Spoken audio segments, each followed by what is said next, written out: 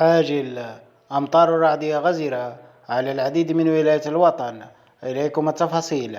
أعزائنا المشاهدين، قبل بداية الفيديو نرجو منكم الإعجاب بالفيديو والاشتراك بالقناة مع تفعيل جرس التنبيهات ليصلكم كل فيديو جديد على الفور، ولا تنسوا المشاهدة للأخير لمعرفة كل التفاصيل.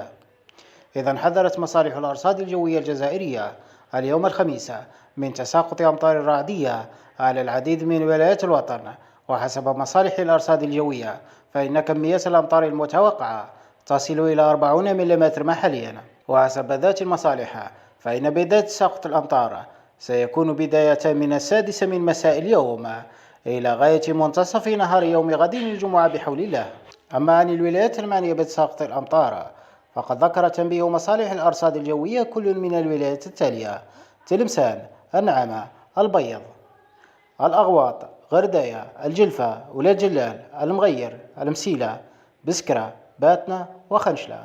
فاللهم غيثا نافعا يا رب.